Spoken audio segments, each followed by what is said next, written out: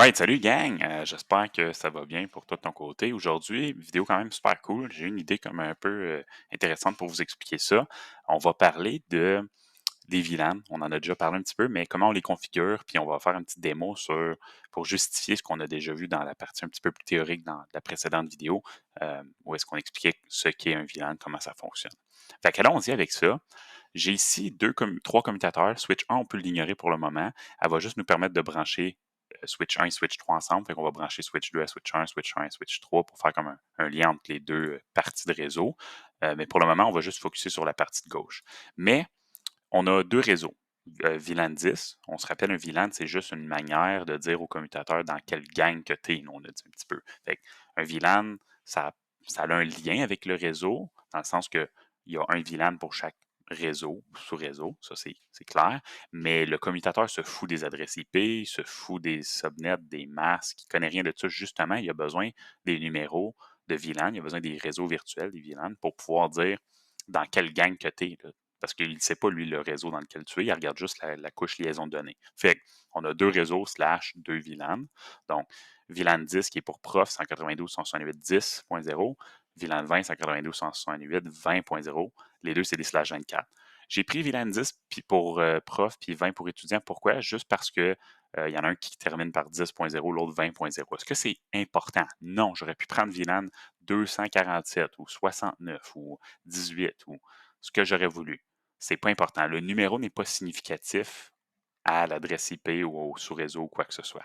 Par contre, le numéro est significatif ou important entre les commutateurs. Mon point, c'est que si j'utilise le VLAN 10 sur la Switch 2, puis que je veux que les appareils de la Switch 2 puissent parler aux appareils de la Switch 3 ou je les branche ensemble, il faut que les numéros de VLAN corroborent.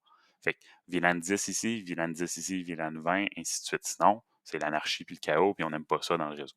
Fait il faut que les numéros corroborent.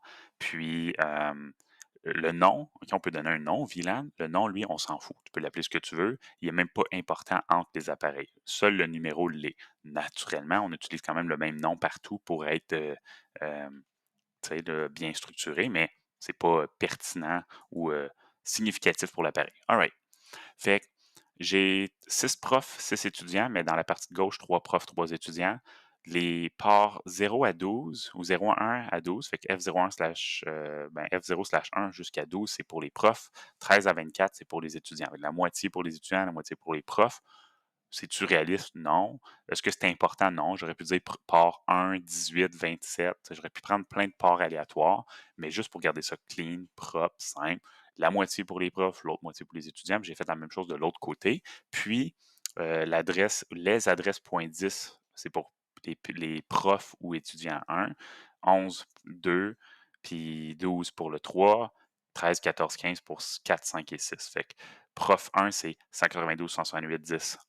10, 2, 10.11, prof 3, 10.12. Même chose, mais ça va être 20.10, 11, 12, 13, 14, 15 pour étudiants. Fait que la logique est quand même simple. Je te rappelle, j'ai pas de passerelle par défaut, j'ai pas de routeur, j'ai rien. J'ai pas mis de routeur. Fait que naturellement, peu importe ce qu'on va faire aujourd'hui dans ma vidéo, peu importe la magie, la sorcellerie que tu peux imaginer qu'on pourrait faire, est-ce que les PC dans les zones rouges, fait que profs pourront parler avec les étudiants dans les zones bleues? Non. Si j'ai pas de routeur, ce qu'on a vu dans les précédentes parties du cours, ça s'applique encore. Pas de routeur, pas de communication inter-réseau. Une switch, c'est stupide. Ça marche pas sinon. Fait que ça, je veux pas que tu l'oublies. Profs vont pouvoir parler ensemble, étudiants vont pouvoir parler ensemble. À la fin, les profs de la zone de gauche vont pouvoir parler aux profs de la partie de droite. Étudiants à gauche vont pouvoir parler à étudiants à droite. Tout ça va marcher. Mais le VLAN, puis la configuration de VLAN, ça permet juste à dire au commutateur, hey, il y a des PXC qui ne sont pas dans le même réseau, dans la même gang. Fait qu'ils ne devraient pas se parler ensemble. C'est juste ça. Parce que par défaut, on se rappelle, puis c'est là qu'on va commencer. Si je vais sur la switch 2, Switch 3 et Switch 1 et 3 sont déjà configurés en passant. Fait que pour simplifier la vidéo, je vais faire la commande suivante. Show VLAN. Je vais juste agrandir un petit peu ma vue. Show VLAN. C'est une nouvelle commande, je le sais. Fait que par défaut, tu vois, j'ai juste le VLAN 1, puis j'ai 1000, 2, 3, 4, 5, on n'en parlera pas tout de suite. Mais VLAN 1, qui est le VLAN par défaut, est là, puis tu vois, tous les ports sont dedans. F0/1 jusqu'à 24, puis G01, G02. Fait que toutes les ports par défaut sont dans le VLAN 1. C'est pour ça que peu importe ce que tu branchais dans la partie 1 du cours, tu branchais un PC, un serveur, 18 PC, tu mettais des adresses IP, tu faisais des pings, ça marchait, parce que le commutateur, il se disait, ils sont tous dans le même VLAN, ils sont tous dans la même gang, ils ont le droit de se parler. Si on fait différents VLAN, ben là, on va limiter la taille des domaines de diffusion, mais on va s'assurer que seuls les appareils qui sont associés à la même étiquette, au même VLAN, peuvent parler ensemble. L'adresse IP n'a pas d'importance, le commutateur, il ne regarde pas ça, il ne connaît rien là-dedans. Fait qu'allons-y. Fait que je veux commencer. Je vais commencer par créer mes VLAN. Qu'est-ce que je fais? Enable, configure terminal. Et là, qu'est-ce que je vais faire? Ben, la commande, ça va être VLAN. Là, je sais, il y en a qui m'ont dit dans des cours dans le passé, hey, monsieur Ben, s'il vous plaît, mais non, tu peux m'appeler Ben, c'est correct. Mais il y en a qui me disent, monsieur, on a vu l'année passée l'interface VLAN, puis on a donné une adresse IP. Je le sais. Je veux que tu arrêtes de parler de ça. Tu es en train de casser mon fun. On oublie ça, ça n'existe plus. Si je pourrais utiliser la petite machine de Men in Black, là, piou, puis là, tu oublies tout, je le ferais. Malheureusement, ça ne se fait pas. Oublie l'interface VLAN que tu faisais sur les commutateurs dans le passé ou que tu as fait juste la semaine passée même. On va y revenir plus tard. Interface VLAN, c'est d'autres choses. C'est pour donner une adresse au commutateur.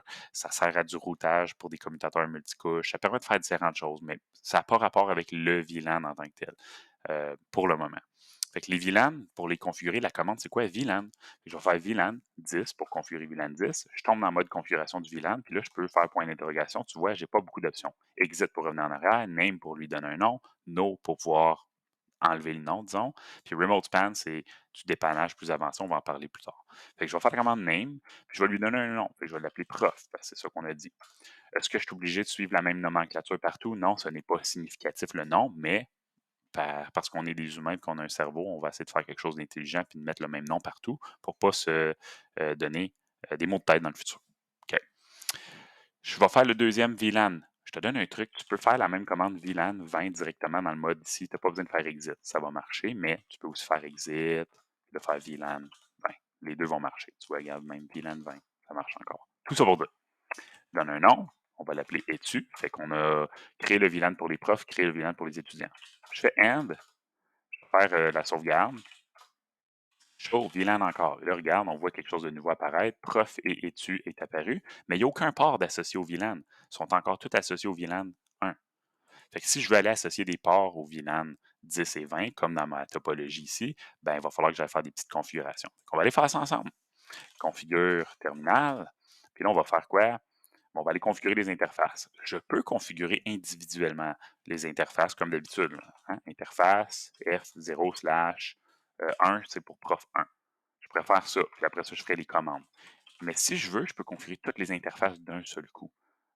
Toutes les interfaces qui ont la même configuration. Fait que là, tu vois, les ports F0/1 à 12, les ports 01 à 12, c'est pour tous les profs. Ben, je vais toutes les configurer de la même façon, donc on va le faire d'un coup. Voici comment tu peux configurer plusieurs interfaces d'un seul coup. Interface, range. Et là, on va faire F0/1, trait d'union, 12. Et là, tu vois, je tombe en mode config IF range. Fait que là, je suis en train de configurer toutes les interfaces F0/1 jusqu'à 12. Et voici les commandes. Fait qu'il y a deux commandes importantes pour configurer ou attribuer un port ou un VLAN à un port d'un appareil. Switch port, mode, access. Port mode access, pense aux différentes couches d'un réseau, d'un diagramme réseau. Cœur de réseau, distribution, accès. Ça vient un petit peu de là, on pourrait dire. Fait que la couche accès, c'est pour les appareils. Hein? Access, c'est pour brancher des PC, des terminaux. Distribution, c'est pour distribuer la charge. Puis cœur de réseau, c'est là ce que le routage, puis des fonctionnalités plus avancées, comme justement le routage, la sécurité, des choses comme ça. Fait que Switchport Mode Access, c'est juste pour dire, hey, by the way, là, les ports, là, c'est des ports pour des PC. On les considère comme des ports de PC. Si je fais Switchport Mode, tu vas voir, j'ai trois options. Accès, dynamique, trunk. Dynamique, tu n'as pas le droit d'utiliser ça. Si tu utilises ça, tu es une mauvaise personne, puis je demande à Cisco de t'enlever ta certification. C'est bon? Non, pour de vrai, on n'utilise pas ça, puis on va en parler plus tard pourquoi c'est pas une bonne idée d'utiliser Dynamic. Surtout si tu utilises des équipements Cisco, tu devrais toujours manuellement spécifier accès ou trunk. Fait qu'accès, c'est pour un PC, puis trunk, c'est pense que c'est comme un peu comme une autoroute, un tronçon, là. C'est un peu comme une autoroute. C'est une route spéciale. C'est un port spécial. Ça sert à quoi? Pose-toi la question si tu veux, je vais y répondre dans même pas 10 minutes. Fait que pour le moment, on configure des ports de PC, fait que switchport, mode, access. Et là, après, il faut que j'aille spécifier le VLAN. Fait que switchport, access. Là, je vais faire la commande VLAN, j'ai juste ça comme option. Puis là, je spécifie le numéro de VLAN. Fait qu'on a dit les ports 1 à 12, c'était pour prof. Prof, c'est le VLAN 10. Boom, switchport access VLAN 10. Fait que là, je viens de dire au commutateur, hey, les ports 1 à 12, c'est des ports qui sont pour des PC, c'est des ports en mode accès, puis ils sont associés au réseau virtuel 10. Ça ne donne pas d'adresse IP, ça ne fait pas de routage, ça n'aide pas à rien, ça fait juste dire au commutateur, les 12 premiers ports sont dans la même gang. Fait que si un PC dans le port 1 à 12 envoie une diffusion, seuls les ports 1 à 12 peuvent la recevoir logiquement parce qu'il y a juste ces ports-là qui font partie de la gang VLAN 10. C'est juste ça, c'est une étiquette. Hein, on aime ça étiqueter le monde, nous autres. On n'est pas fan de même, on est méchants de même en réseau. Je m'excuse. OK. Maintenant, je vais faire la même affaire pour les ports. J'ai oublié quelque chose. On peut mettre une description. Hein? Description, comme dans les routeurs. On va l'appeler PC prof. Hein? C'est assez beau, ça. Exit. Je vais faire la même commande. Interface range. Là, je vais faire F0/13 à 24 pour les ports étudiants. OK? Qu'est-ce que je vais faire? Switchport, mode, access. Switchport, access, VLAN, 20 parce que là, c'est étudiant. Je peux faire description, PC, études. Fait que je viens de configurer les ports pour le côté prof puis étudiant. Tout est fait. On va aller vérifier. On va aller sauvegarder. Show, VLAN. Et là, regarde. Hein, VLAN 1, maintenant, il y a juste deux ports d'associés, plus le gros paquet de ports qu'on avait tantôt. Il y a juste G01 puis G02 parce qu'on ne les a pas spécifiés ou configurés. Puis là, VLAN 10, tu vois, il y a de 1 à 12, puis VLAN 20, il y a de 13 à 24. Fait que les ports sont dans les bonnes gangs. Port 1 à 12, c'est la gang de réseau 10 ou VLAN 10. Puis étudiant, ça va être dans 13 à 24, ça va être dans étudiant réseau 20. Fait que ça a l'air d'avoir marché. Maintenant, on laisse ça de côté. Je vais aller en simulation, puis on va faire un petit test. Il bien ça. ICMP, ARP. Je te rappelle comment ça marche. Quand un PC veut parler à un autre appareil dans le même sous-réseau, qu'est-ce qu'il fait? Ben, premièrement, s'il ne connaît pas son adresse MAC, il va dire Hey, qui a l'adresse IP avec laquelle tu tentes de communiquer? Fait que je vais faire un ping du prof PC Prof 1 vers le PC Prof 3. Logiquement, ben, tous les PC, on a dit, hein, quand un PC envoie une diffusion, tout le monde dans le sous-réseau devrait la recevoir. Puis on a dit aussi, le commutateur, quand il ne connaît pas l'adresse MAC de destination, il faut qu'il construise sa table d'adressage. Il a besoin d'envoyer le message à tous les appareils, tous les ports sauf la source. On a changé la règle un peu. On a dit qu'il va envoyer le message à tous les ports qui font partie du même réseau ou du même VLAN, sauf la source. Fait que là, seuls les profs 2 et 3 devraient recevoir le message de diffusion de prof 1, pas les PC étudiants, parce qu'ils ne sont pas dans la même gang. Parce que la switch, elle dit quoi? Elle dit, j'ai reçu une trame, puis elle va dire, hey, ça vient d'un PC qui est branché dans le port F01, puis il est dans le VLAN 10. Fait que j'ai pas le droit de l'envoyer nulle part ailleurs que dans le VLAN 10. Ça a du sens. Pas le droit de l'envoyer dans le VLAN 20, 30, pas parce que je connais les adresses IP puis je sais qu'ils sont pas dans le même réseau, c'est juste que ils sont pas dans le même VLAN, j'ai pas le droit. Ils sont pas dans la même gang. Pas le droit de partager, pas le droit de traverser des gangs. OK?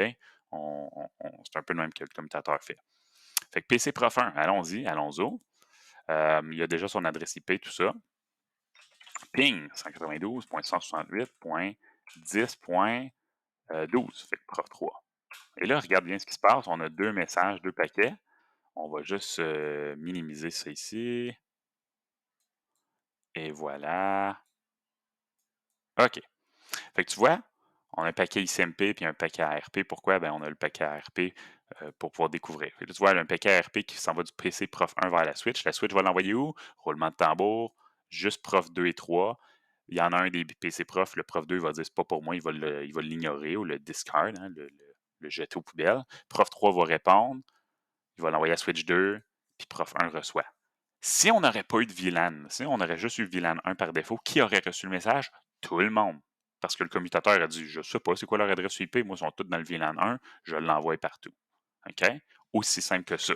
Fait que le VLAN, ça n'aide pas le routage, ça fait fuck all dans le VLAN. Tout ce que le VLAN fait, ça permet de dire au commutateur, hey, quand tu reçois une trame d'un appareil, regarde le réseau virtuel auquel il est associé, le VLAN, puis transmets-le soit à l'appareil adéquat ou aux appareils qui font partie du même VLAN, pas tu ne peux pas l'envoyer à des appareils qui ne font pas partie du même VLAN parce qu'ils ne sont pas dans le même réseau. OK. Fait que ça marche. Là, maintenant, on veut que les 2 parties, de notre réseau communiquent ensemble. Fait que la partie de gauche, la switch 2 vers la switch 3. Fait que ce qu'on va faire, on va brancher, OK? Je vais juste afficher la barre, du bas. On va brancher la switch 2 vers la switch 1. La switch 1 est déjà configurée, mais je vais t'expliquer quand même les étapes de configuration. Puis la switch 3 est déjà complètement configurée aussi. OK. Fait que là, qu'est-ce qu'on va faire? Ben, on va aller configurer l'interface. Avant que je la configure, voici la question que je te pose. Le port G01 de la switch 2, ou plutôt le lien entre la switch 2 et switch 1 et le lien entre la switch 1 et switch 3, on les met dans quel VLAN? 10? 20? Les deux? Aucun des deux? On fait rien? On pleure? Pense-y. Moi, je te dirais, il y a un problème, OK, là, parce qu'il fait techniquement, le lien, il est pas associé à un PC, il est pas associé à un appareil, il est pas associé à un réseau ou à un autre. Le lien, il permet juste aux 2 réseaux de communiquer ensemble. Mais on est d'accord, pense-y 2 minutes, sans parler de la configuration du lien entre les switches. Les PC des profs ici à gauche, le prof 1, 2 et 3, ils veulent parler au prof 4, 5, 6 probablement. Là. Dans notre scénario, là, si on veut que tout le monde puisse parler ensemble, pas tout le monde, mais que les profs puissent parler ensemble de la zone de gauche à droite et les étudiants de gauche avec ceux de droite, il y a des PC de profs qui vont passer au travers de la switch 2, qui vont aller à la switch 1, vers la switch 3 pour aller parler aux profs 4, 5 et 6. Puis même chose pour les étudiants. Fait qu'on veut que les PC de la zone de gauche puissent traverser pour parler aux PC de la zone de droite. Pour faire ça, il faut que je configure le lien, comme j'ai dit, entre les commutateurs. Mais ça ne sera pas un port accès. Ça va être ce qu'on appelle justement un trunk. On ne parle pas de trunk tout de suite. Je l'explique brièvement, juste à des fins de compréhension, mais on va en reparler en détail de c'est quoi un trunk et comment ça marche. Mais dis-toi, quand tu n'as pas un lien qui pointe vers un appareil, quand il pointe vers un commutateur ou un routeur, autre chose qu'un PC ou un serveur, disons, là, c'est pas un port en mode accès nécessairement, ou la plupart du temps. Souvent, les câbles ou les tronçons entre les commutateurs, fait que les câbles entre les commutateurs, c'est des trunks. Pourquoi? Parce qu'on veut laisser traverser plusieurs appareils au travers de ces câbles-là qui passent au travers de différents réseaux. Fait que je ne peux pas mettre un port en mode accès et dire que tu es dans le VLAN 10, 20, 30, 69. Je ne peux pas dire que tu fais partie de plein de réseaux. Non. Je vais configurer un trunk qui est comme une autoroute. Puis je vais dire, hey, ça c'est un trunk, puis je laisse passer ou je laisse traverser les réseaux virtuels suivants 10, 20, 30, 60, peu importe. Fait qu'on va aller configurer un trunk, puis on va dire qui a le droit de traverser. OK? Fait que moi, je pourrais dire, VLAN 10 et 20 ont le droit de traverser le trunk, le lien entre les deux commutateurs. Si je fais ça, les profs vont pouvoir traverser pour aller parler aux autres profs. Les étudiants vont pouvoir traverser pour parler aux autres étudiants. Il n'y a pas de routeur. Il n'y a pas de passerelle par défaut. Hein? Un et l'autre vont ensemble. Et il n'y a pas de routage. Donc, naturellement, profs ne pourront jamais parler étudiants de gauche ou de droite. Puis, étudiants ne pourront jamais parler aux profs de gauche ou de droite. Tout ce qu'on fait, c'est permettre aux appareils d'un réseau de parler aux appareils du même réseau au sein d'un autre commutateur. C'est juste ça qu'on fait avec un trunk. C'est une autoroute pour laisser passer plusieurs réseaux virtuels. OK. Fait que comment on fait ça? On va faire, encore une fois, configure terminal, interface G0/1. Et là, on va faire la commande suivante, switch port mode trunk, pour dire c'est un trunk. OK? Après ça, on va faire switch port trunk allowed VLAN, puis là, on spécifie quel réseau a le droit de traverser. Fait que switchport mode trunk, au lieu de switchport mode access, pour dire ça, c'est une autoroute au lieu de juste un port d'un PC. Switchport trunk, au lieu de switchport access, puis on va dire allowed VLAN au lieu de juste le VLAN en question. Fait que allowed VLAN, moi, je vais mettre 10 et 20. Fait que j'autorise les réseaux de profs et étudiants de traverser ce lien-là. Si je fais ça, et puis j'avance le temps un peu, boum, boum, boum, là, on va faire un test avec un étudiant au lieu d'un prof. Étudiant 1 va ping étudiant 6. Donc, ping 192.168.20.15. Là, je vais mettre en mode simulation encore une fois. Là, regardons ce qui va se passer. J'ai encore deux paquets, ICMP et ARP. Étudiant 1 ne connaît pas l'adresse MAC d'étudiant 6. La switch, le commutateur 2 ne connaît pas les adresses MAC des appareils étudiants 6 non plus. Fait que justement, on va avoir une diffusion. Le message ARP est envoyé au commutateur 2. Le commutateur 2 va dire Hey, ça c'est un PC dans le VLAN 20, je l'envoie à tout le monde dans le VLAN 20.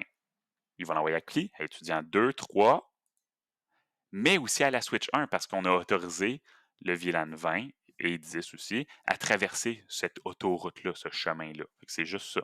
Fait qu'en disant ça, on laisse les diffusions traverser, les pings, on laisse tout traverser, tout paquet, que ce soit une diffusion ou un message à un appareil spécifique. Fait que là, l'étudiant 2 et 3, on dit c'est pas pour moi, là, c'est un ping qui était destiné ou un message ARP destiné à l'étudiant 6, fait qu'ils ont juste refusé. La diffusion traverse switch 1, elle s'en va à switch 3 parce qu'ici aussi on autorisait le VLAN 10 et 20.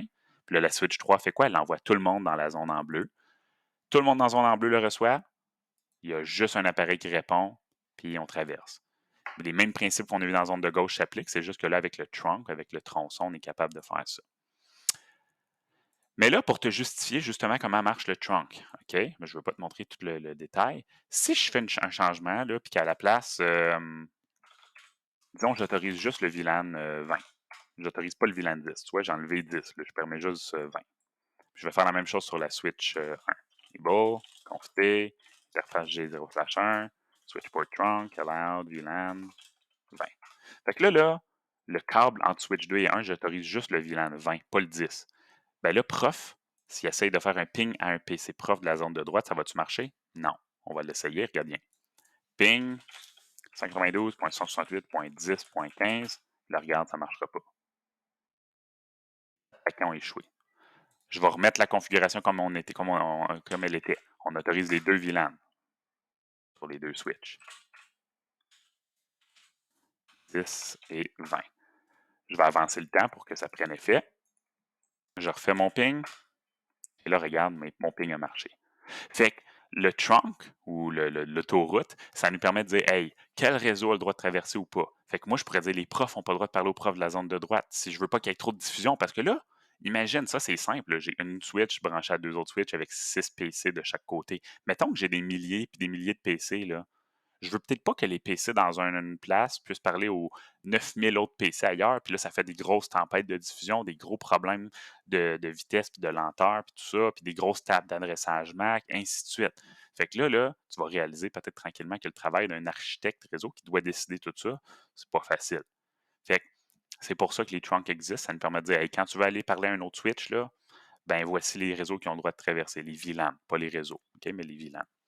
Fait que that's it, gang. J'espère que la vidéo t'a donné un coup de pouce. J'espère que tu comprends mieux maintenant c'est quoi un VLAN. Ça te donne un petit pré-aperçu de c'est quoi un trunk, puis tout ça, puis comment configurer tout ça. Mais laisse-moi un commentaire, s'il te plaît. Si tu as aimé la vidéo, si ça t'a donné un coup de pouce, dis-moi, laisse-moi un commentaire ce que tu as aimé, comme qu'est-ce que tu as apprécié de la vidéo. Y a-t-il un élément que je pourrais améliorer? Mais laisse un commentaire, laisse un like, comme ça, moi, ça me laisse savoir que ce genre de vidéo-là, tu aimes ça. Puis je vais essayer de garder le même format ou de l'améliorer selon vos commentaires. Fait que laisse-moi un petit commentaire, ça serait super cool. Sinon, on se retrouve dans une prochaine vidéo. Il va y avoir une partie 2 à ça, gang. Salut!